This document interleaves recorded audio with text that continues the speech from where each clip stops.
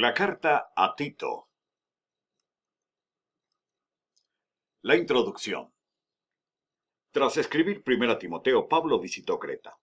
Frente al problema de la religiosidad sin contacto con la vida o ajena a la realidad, Pablo comisiona a Tito para que organice la iglesia en Creta y motive a los creyentes a la madurez. El libro enseña que la sana doctrina debe traducirse a la transformación de la vida. El trasfondo. La carta se dirige a Tito, un creyente griego, consiervo de Pablo, a quien Pablo dejó en Creta para ordenar los asuntos de la iglesia. Cretense viene del griego kretizo, que significa mentiroso, y explica un poco la naturaleza de la vida de los ciudadanos de Creta. La ciudad era conocida por la traición, la violencia y la corrupción sexual. El libro se divide en 3 secciones. La primera se encuentra en el capítulo 1, que habla del encargo de revisar el liderazgo.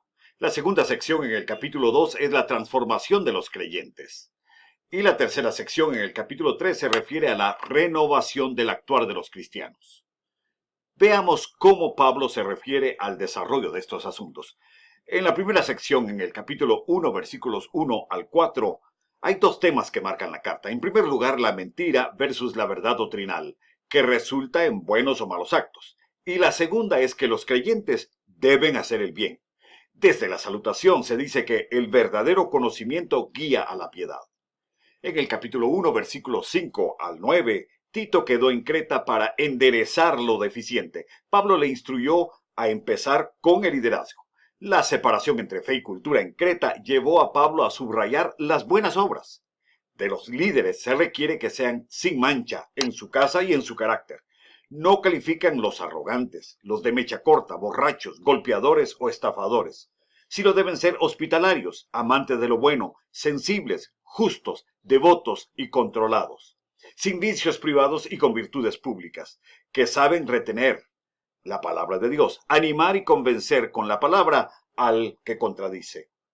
En el capítulo 1, versículos 10 al 16, los falsos maestros tienen mala conducta. Su cultura es reprobable. Aún su afición por lo judaico es cuestionable. Nada les es puro. Es necesario encararlos, reprobarlos y enseñarles la sana doctrina.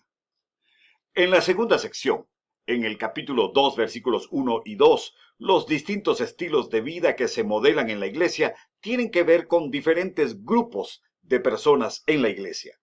La enseñanza de la sana doctrina produce una iglesia sana en cada uno de estos grupos. Los hombres maduros de la iglesia deben ser sobrios, serios, prudentes y sanos en la fe. En capítulo 2, versículos 3 al 5, de las mujeres maduras y jóvenes se espera sean reverentes, no calumniadoras, no esclavas del vino, y que las ancianas enseñen a las jóvenes a amar a sus maridos e hijos. En capítulo 2, versículos 6 al 8, a los jóvenes se les requiere ser prudentes, íntegros y serios, siguiendo el ejemplo de Tito. En capítulo 2, versículos 9 y 10, a los esclavos se les requiere estar sujetos a sus amos, ser agradables, no defraudar. En suma, para que todos estos grupos adornen la doctrina de nuestro Dios y Salvador. En 2:11 al 15, la vida cristiana consiste en renunciar al mal para llevar fruto a Jesucristo, quien nos redimió y purificó para sí. En la tercera sección, en el capítulo 3, versículos 1 al 2, esto también debe verse en la vida pública. Los creyentes deben obedecer a las autoridades y que los vecinos vean sus buenas obras. En el capítulo 3, versículos 3 al 7, los creyentes en otro tiempo tuvimos un estilo de vida diferente, pero Dios nos transformó. Dios operó en nosotros su bondad, nos salvó, nos regeneró y nos renovó por el Espíritu Santo derramado en nosotros para que, justificados, fuésemos herederos de la vida eterna.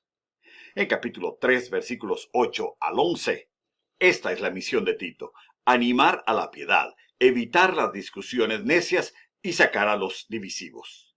En capítulo 3, versículos 12 al 14, la instrucción personal es reunirse con Pablo y atender a quienes Pablo envíe como parte del equipo pastoral, Artemas, Tíquico, Zenas y Apolos, para que vean los cretenses las buenas obras de Tito, con el ejemplo del servicio a estos.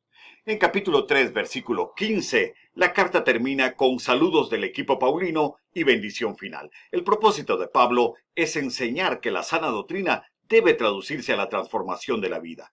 Y este es el mensaje de la carta de Pablo a Tito, su discípulo en Creta.